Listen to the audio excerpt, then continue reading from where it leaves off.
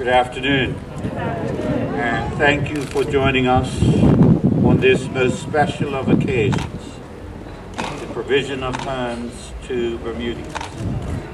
Premier, Deputy Premier, parliamentary colleagues, members of the Board of Bermuda Homes for People, members of the Board of the Bermuda Housing Corporation, and the first residents of Harbour View Village, and those that are to follow, friends all, welcome.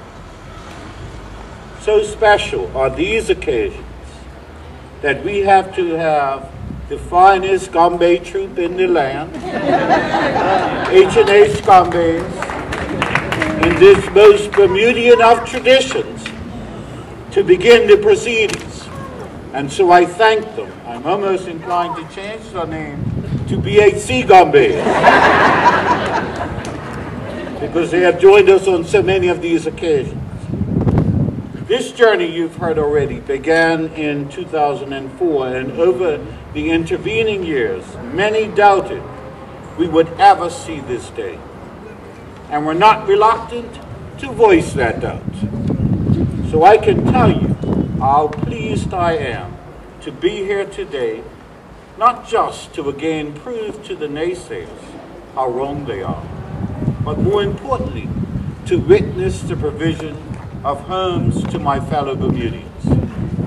I'm reminded of a passage of Scripture, Galatians 6:9, which says, "Let us not be weary in well-doing, for in due season we shall reap if we fail not." Let me begin by paying tribute to the original conceivers of this project, the board of the charitable organization Bermuda Homes for People, Mr. Cliff Shore, Mr. Raymond Tannock, Miss Nadine Grattery Price, Mr. Richard Winchell, Mr. Charles Newman, Mr. Jan Spearing, Miss Victoria Pearman, and Miss Loretta Sterling, many of whom join us this afternoon.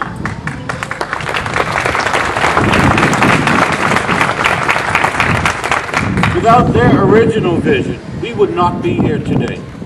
So I thank them for their commitment to the provision of homes to Bermudians. I must also pay tribute to one of my predecessors as a Minister of Works and Engineering, the Honourable Ashfield Event, who first took up the mantle of this government after Bermuda Homes for People were unable to deliver on this project, to carry it forward and initiate the lottery. I will not chronicle here every hurdle, but suffice to say, we persevered as we believed in the commitment to provide ownership to Bermudians, albeit in this case, not a promise that we first made. To remind you, in early 2005, government assumed the responsibility for this project. And you may recall that we first had to move across the street to this location because the original site was subject to flooding and there were tenants who were refusing to move. They're still there. We broke ground on May 31st, 2007, some 3 years and 10 months ago, with a groundbreaking ceremony on this site. Immediately at groundbreaking, almost where we sit today, a 540,000-gallon underground storage tank left by the Americans, containing oil and sludge that no one knew was here, was discovered. Its removal and remediation, in addition to delaying the start of construction, cost about $500,000 to remove. I must note that there have been numerous occasions, as enunciated by the Premier, when this project could have completely failed through lack of funding, various site challenges, and rising costs. But we were not deterred and sought every means to bring it to fruition. The cost of this project far exceeds the $199,000 purchase price each family is paying, but is subject to significant subsidizing by government through the Bermuda Housing Corporation. So much of the criticism you hear about government debt is for projects such as this. And for that, we are justifiably proud.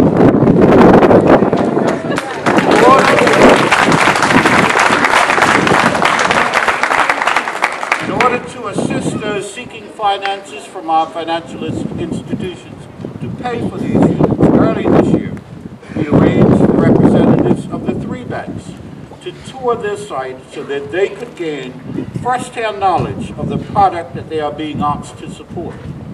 I'm pleased to report that they are enthusiastically supporting this project because they recognize that the value of the units that you will get an opportunity to see later far exceed the $199,000 purchase price. The board of the Bermuda Housing Corporation took the decision as we neared completion to name the buildings after outstanding St. David's Islands. We do so today by naming this first building after well-known educator, Mr. Hilton C. Hilly Richardson. Yeah.